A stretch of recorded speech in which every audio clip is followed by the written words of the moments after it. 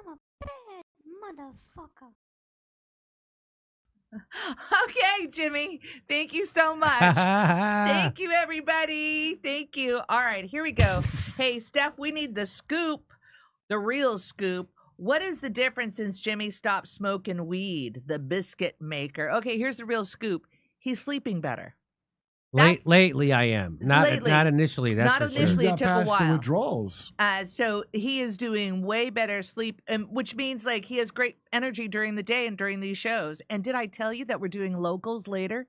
Locals later, girls. Tell people about Palm Springs. Oh, did you know that this Saturday we're going to be in Palm Springs, 7 p.m. show, Palm Springs. Go to Jimmy Dore Comedy, just jimmydore.com. That's right. Jimmydore.com and get your tickets. And now back to Jim Jam. Yeah. We'll see you this Saturday. Kurt will be there. Steph will be there. I will be there in Palm. It's actually called Cathedral City. It's at the Mary Pickford, right? You are correct, Jim. The Mary Pickford Theater. So we'll see you there. And we won't be back to Palm Springs for 18 months, just so you know. So this, if you don't get to see us now, you won't see us until late 2025. Yeah, late. So next time we'll be back in. Whoa, suck it, Palm Springs. That's You right. don't make it. Got to make it. This is it. We won't be back until late 2025. So this is your chance, and by then I probably won't be doing my Gaza jokes. So this is your time to come see me do my Gaza jokes. Tough jokes for tough times. That's going to be my next special. Tough jokes for tough times. I told the crowd that I was a single uncle of two while I was So this happened on MSNBC. They bring on these two guys to tell you why you should hate Trump voters. This is basically it. They have a new scientific book. But then they end up contradicting themselves. I don't know. Did you see these videos yet? Yeah, you got okay. yeah. Oh, okay. Yeah, I saw them all right. White rural rage. Hang on. Let me make sure I got everything.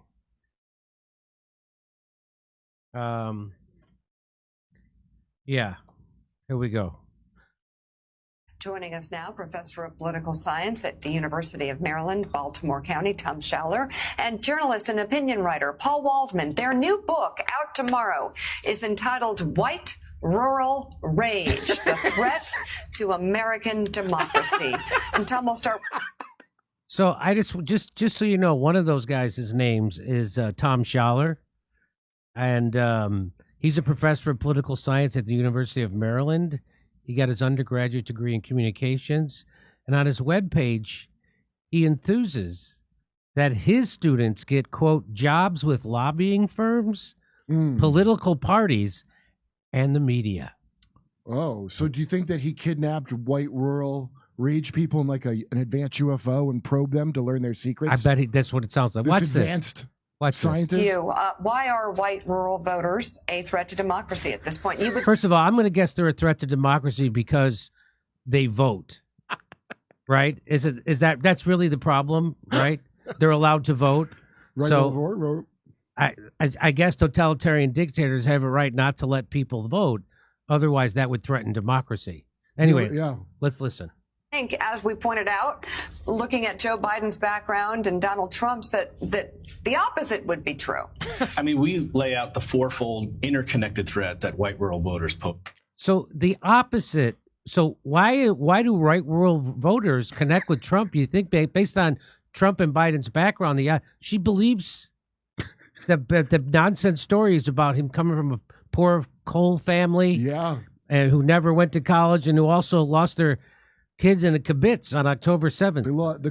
His father's kibbutz and his father and sister hid in their. Oh, that's right. In the smoldering ruins of their kibbutz 75 years ago on October 7th, a few months ago. Okay, here we go. Joining us now, Professor of Political Science at the University of Maryland, Baltimore County, Tom Schaller, and journalist and opinion writer Paul Waldman. Their new book, out tomorrow, is entitled White Rural Rage, The Threat to American Democracy.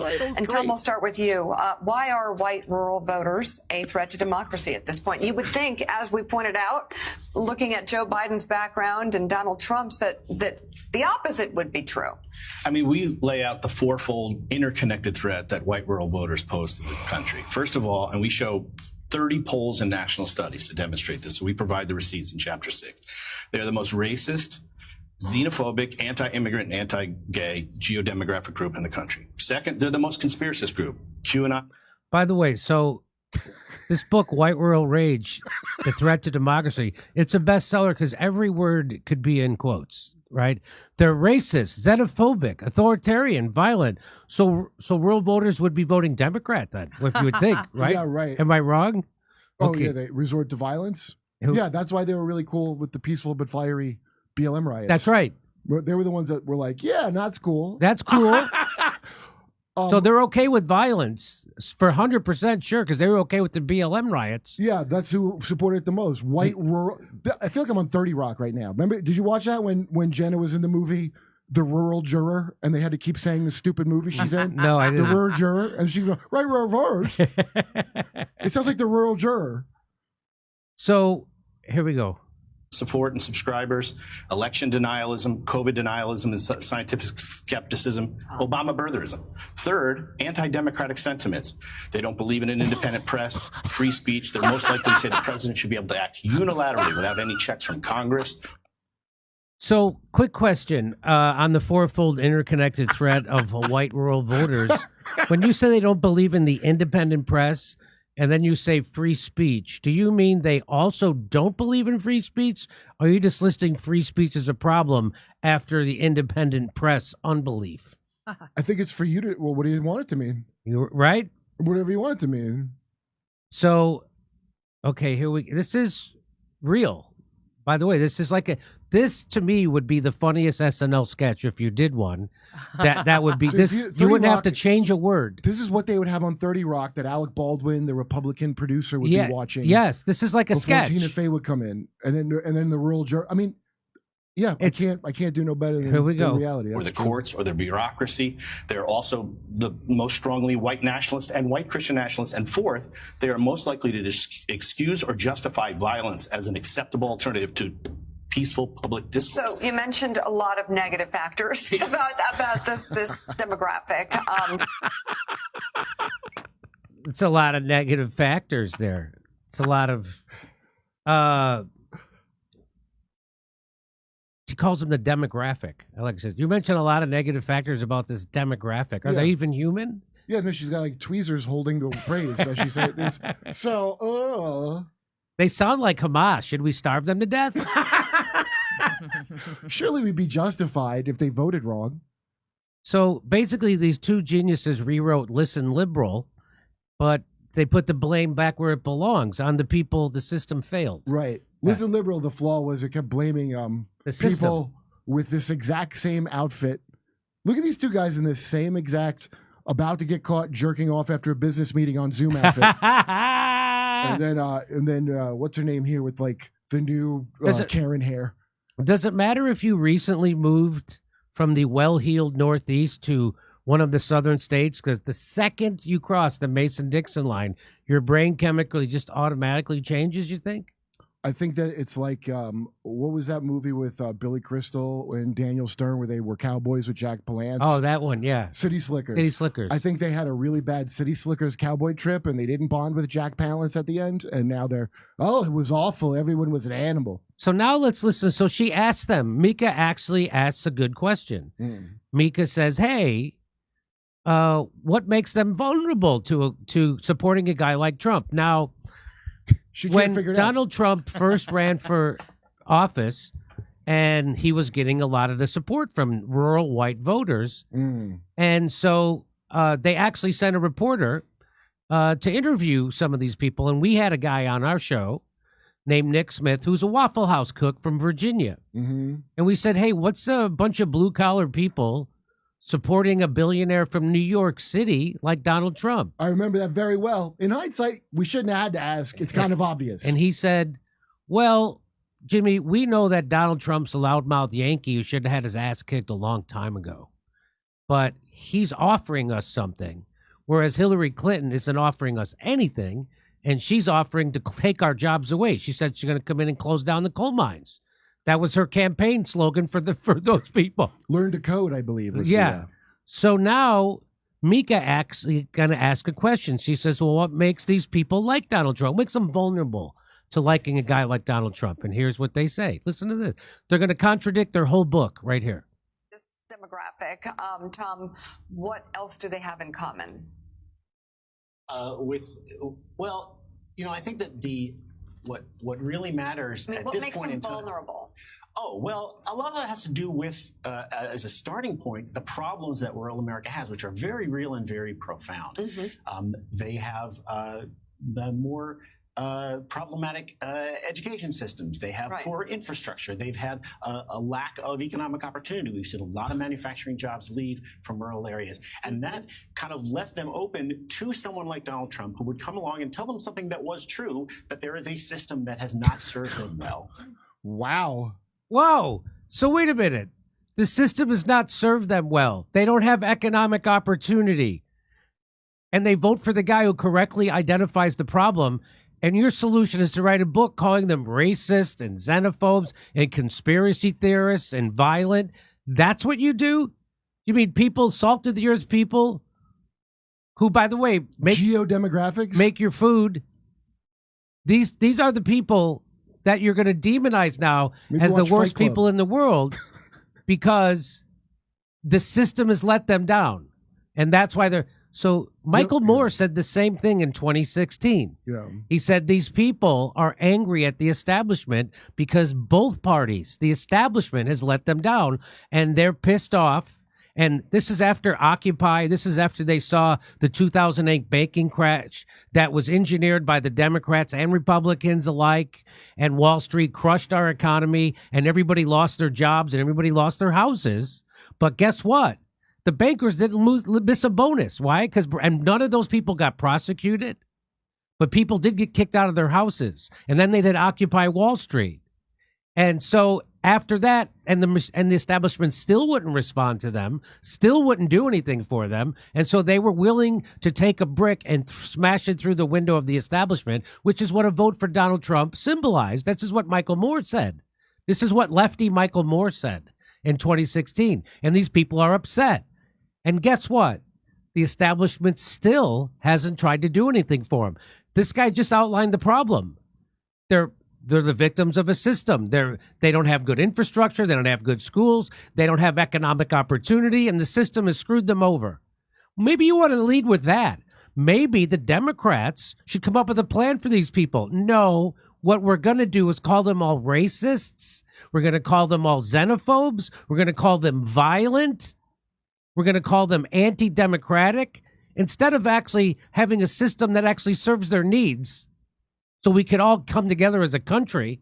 Instead of that, let's just call them names, because that's what the Democrats, that's all they have to offer, is that Donald Trump and people who like him are the worst people in the world. You know who the worst people in the world are? These people, plus Joe Biden and every person in politics. Joe Biden, there is no bigger scumbag in the world than Joe Biden. Joe Biden's killed more people than Donald Trump. He certainly locked up more black and brown people than Donald Trump. He certainly got more blood on his hands than Donald Trump does. He certainly screwed over workers way worse than Donald Trump. There's no bigger scumbag in the world.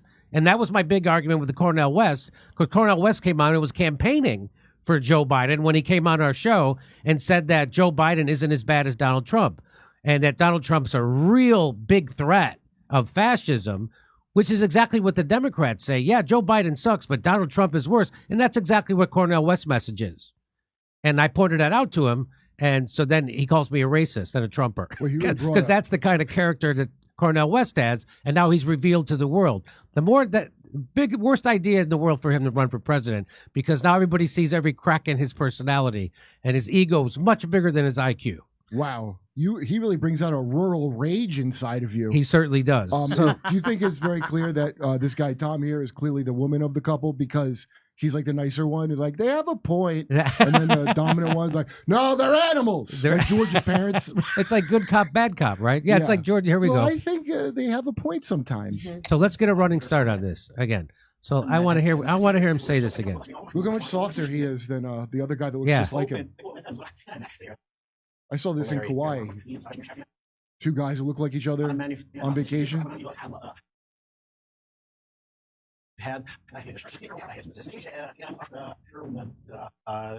the more problematic education systems. They have poor infrastructure. They've had a lack of economic opportunity. We've seen a lot of manufacturing jobs leave from rural areas. And that kind of left them open to someone like Donald Trump, who would come along and tell them something that was true, that there is a system that has not served them well. And he said... They're pissed off. They are pissed off, and they have some reason to be. With both... So why is it that the title of your book? Yeah, so we got to get them fast. Why is it the title of your book is Trump voters are pissed off and they have a reason to be? Why wouldn't that be the title of your book? Because I don't care how pissed you are. You do not attack the establishment. Because they wouldn't bring you on MSNBC to talk about it? Yeah. That's why? Because it wouldn't be a bestseller then? Because you would be telling an uncomfortable truth to the people you're trying to sell this book to? Because that would be a much more accurate title. The title would be that Trump voters are pissed off and they have a right to be. Remember, Jimmy, way back when I first met you and I sent you that interview with Professor Stephen Levitsky of Harvard, who wrote a book about how we're about to become a third world dictatorship because his tweets are mean. And at the time, I had no idea how anything worked, so I didn't understand that there's a whole business of writing these suck-up books to idiots. This is where the money is. Like that's also the irony is when people say that YouTubers are doing things for click. The place to do things, this is the click. This is how you get book deals. Yeah. You go along with the establishment. You do Russiagate. Right. You do Ukraine war, and you get a $35 million contract like Rachel Maddow. You get book deals like this, people. This is the grift. This is where the money is. You write to the people who watch these stupid shows. These people think of it the way, like, you know, in comics, like, I don't have to work dirty. But they consider just like saying the blunt truth working blue. That's right. They class it up and lie to have a relationship with power. So there's more. He's got more. So that's so funny. They go to the first guy. They're racist. They're xenophobes. They're conspiracy theorists. They're for violence. They hate the free press. They hate it bad. As Joe Biden and the Democrats are killing the most decorated journalist of our lifetime, Julian Assange, they have the balls to do that. But here we go. There's more to this. Watch this. Parties. The trouble is that what Donald Trump gave them was not something that was actually going to fix those problems, but was just a kind of a way to channel. Guess who else didn't give them anything, a way to fix those problems? Joe Biden and the Democrats. They didn't give them anything to fix those problems. Joe Biden wouldn't even give them a $2,000 check. Joe Biden wouldn't give them a check when they closed down kicked them out of their employment during the COVID lockdowns, like the rest of the Western world. The rest of the Western world paid people salaries when they locked you out of your job. They didn't do that here in the United States. That's how corrupt our government is.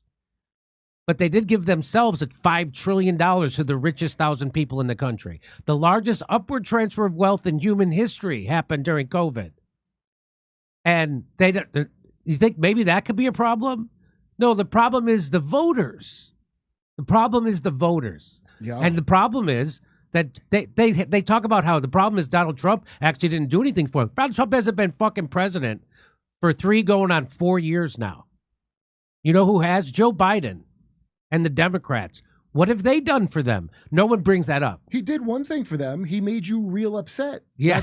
You just said why they wanted him. That's right, because he hates the people that they hate. Well, here we go. What? Okay. What? I'll bet Mike is going to devour this book. Let's watch. Their rage and anger. And, you know, we've been told for so long, especially Democrats have been told, that in order to get rural voters, to get them to listen to you, you have to go there. You have to really empathize with them. You have to show them that you understand their lives. You have to, you know, put on a Carhartt jacket and go down to somebody's farm. Have a beer. And maybe milk a cow. Yes.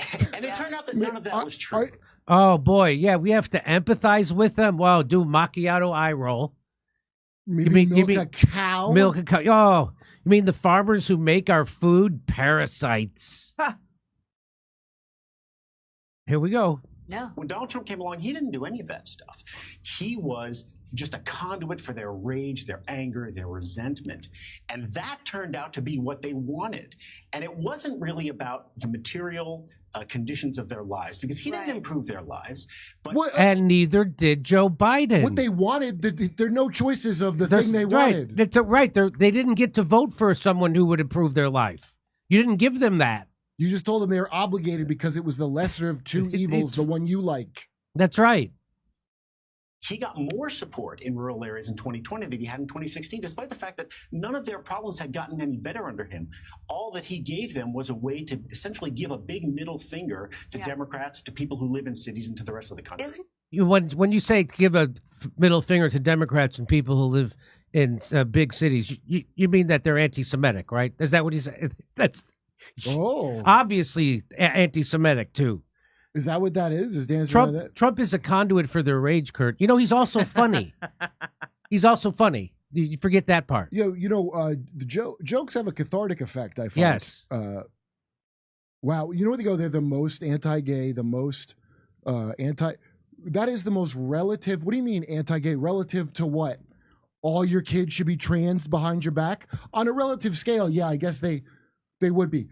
They're not even anti-gay anymore. That's dead battle. Yes. Only a bunch of like maniacs are still mad at Chick-fil-A. Well, Chick-fil-A's crime was the guy didn't want gay marriage, which got legalized. And to this day, New York Times having meetings about if you could eat there. These are the most vindictive, like projecting people, and the most anti-gay. He's saying it clumsily. He means like they have a problem. Was that from Nebraska, that story we had, or Oklahoma? The girl getting going to the teacher behind the parents' backs to transition to being a boy. Oh, remember? I can't remember. When Russell was here, we did it. Maybe, yeah. That's what they're labeling as anti-gay. Yes. Something that's really anti-gay because all these kids are just gay. Yeah. And they shouldn't be pressured into changing their gender when they're just gay. Yeah, pressuring them to change their gender is actually homophobic. Here we go. There's more. Watch it. This actually gets even better. More than a conduit to their rage, isn't he also a symbol of their aspirations to an extent? They are, but what are their aspirations? As we write the book, I guess. Those assholes. I guess. In America. Could you see the land of telling you you're going to be rich probably, or maybe if you just work hard enough. They actually thought that that's a thing that could happen for them. So this guy, so she says, what are their aspirations? He goes, well, what are their what do they aspire to? He goes, well, what are their aspirations? I don't know. You just wrote a book about them. You're no. Whoa, I don't know. We didn't. They just want to hate, right? They just want to be deplorables. This is what this is. This is a book calling Trump voters deplorables. That's what this is. They don't aspire to be humans like us. They don't aspire to be actual humans. I consider them a kind of a greater ape that dresses like a person and is cute, like BJ and the Bear. Yeah, that's how I look at. They're the Hamas. They're the Hamas of America. Yeah, they ought to be fenced in. And count their calories. Count their calories. Here we go. There, right? Poverty is soaring in between 20. So listen to this. So here we go. Again, they're gonna he's gonna undercut the whole point of his book. They are, but what are their aspirations? As we write the book, I guess, but they're not getting there, right? Poverty is soaring in between 20. And why aren't they seeing that? I think why this don't is they the give up? disconnect. Listen. Wait till the wait. Between 20. And why aren't they seeing that? I think this is the disconnect, right? They'd rather channel their rage. I think what a lot of rural white Americans have decided is that their economic fortunes are decided by globalization and, frankly, late-stage capitalism, which is eating up all the mom-and-pop stores and taking away, the extractive industries and coal and farming and so forth. So they might as well vote on their cultural issues. They might as well vote on God, gun, and religion because they feel like neither party is going to deliver any material benefit. So these guys know what the actual problem is, but they really just don't want to talk about it. Listen, liberal, but against but the problem isn't the system that has screwed these people, taken away their livelihood and given them no options or opportunities. The problem is the people. Wow, it's almost like all the things they did to black people and everybody else, they eventually do to every They single eventually person. do to everybody. And then maybe you should drop all your identity shit because it ain't about that no more. Yeah, it ain't. This is us against them. This is the class war, ladies and gentlemen. And it's on display right here. This is the class war. Look at those starched collars those guys have. Wow. Look at these two guys at a dentist convention who stopped to fucking write a book. Mike is going to read this one in probably 3 shits. It's going to be so... Well, their problem is globalization and late-stage capitalism. Now let's go to a commercial. Not going to reverse the closure. I want to rewind this again because this is great stuff.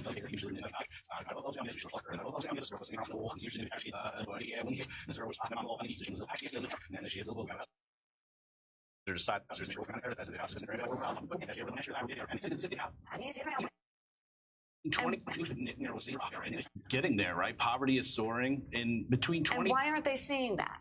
I think this is the disconnect, right? They'd rather channel their rage. I think what a lot of rural white Americans have decided is that their economic fortunes are decided by globalization and, frankly, late-stage capitalism, which is eating up all the mom-and-pop stores and taking away, you know, the extractive industries and coal and farming and so forth. So they might as well vote on their cultural issues. They might as well vote on God, gun, and religion because they feel like neither party is going to deliver any material benefit. They're not going to reverse the closure of rural pharmacies and rural hospitals and rural healthcare treatment facilities, which are now disappearing, not because of communism and not because of socialism, but because of capitalism, right? Rural pharmacies and hospitals are closing because they're not money makers, and unless they're part of a regional chain, they're disappearing. So Trump comes in. So these guys know exactly what the problem is, and he's telling the audience at MSNBC exactly what the problem is, and it's going right over their heads. How would you even need to have a book about this? What? Right? You really couldn't figure it out? That the country's being hollowed out by late stage capitalism. You really don't know this? Have you looked outside your window? Next time you're driving your car down the street, look out the window. Hey, eggs are $20. Look out the window. You didn't notice that might be a problem? You don't know that 90% of Americans have medical debt? You didn't know that hospitals and pharmacies in rural areas are closing? You don't know that we have less hospital. They have like 75,000 less hospital beds in New York State than they did just a couple decades ago. Less. Well, these guys they have knew. less people. They knew, but I can't tell if they're for or against all that. Like it's unclear based on clearly these people are scumbags for being upset, and everything he's describing. Is he saying it like it's bad or like? I mean, that's the way it is. So of course they're going to be it's mad. like he's saying that's the way it is. So, but they're dumb to like Trump. He's saying their lives are being crushed. He goes, "Did you hear what he said?" He goes, "Not by communism, not by socialism, but by capitalism." Yeah, so what? So he's still saying they're dumb because they think it's being crushed by communists and socialists. It's being crushed by us. I don't know how long that lie is going to hold them. So we got to really do something before they wise up. Yep. Is there any more to this? Let me see. Says, let's just hate on cities. Let's just hate on minorities. Let's hate on immigrants. And at least they can deliver on that. And so they're not even voting in their material interest anymore. And that's causing the further decay and decline of rural communities. All right. Reverend Al, guys, has a question for you. I couldn't get to Reverend Al. Oh, I wanted to know his question. Do you want to know his question? Honestly, I stopped watching at that point. Because I was, dude, he's like a mummy. He looks like the dad in Chainsaw Massacre, the grandpa. That they have to like. There's a couple of more minutes to that segment, but I couldn't. I couldn't. I honest to God. So maybe I would. You know what? I would like to dream. I'd like to wish that at the end they go, "Hey, maybe it is the system. Maybe we should do something. Maybe we should demand something out of Joe Biden and the Democrats when they're in power to do something to help people." And no, but what they're doing is. Your problem is half the country. We hate them. We hate half the country, not because they've been screwed over, but because they're hurting and they don't vote the way we like. Well, these are all people that have really enjoyed the Yuval Harari book about the Fourth Industrial Revolution. Yes. And so really, what do we do with the useless class now? They're not a working class. They're a useless class, and they're getting more problematic. And they basically voted for Trump, the Hamas of presidential candidates. Okay, let's go. We're gonna bring a guest on, and I don't know if you're familiar with what's going on in Canada, but they're arresting they arrested the truckers. There's 4 of them that they've thrown in prison for 2 years on trumped up charges, and well, we'll talk about it with our next guest. Is Gordon McGill is coming on. So let's go to a break and we'll be right back. I'm Josh Shakespeare. I'm Chris Keene. And this is Pretty Bad News. California homeless people were found living in caves 20 feet below street level. Apartments.com have listed the caves at $2,300 with utilities included. After a San Francisco area school hired a company called Woke Kindergarten to train teachers, they reported some of the lowest reading scores in the state. To be fair, it's hard to teach people how to read when every word is offensive.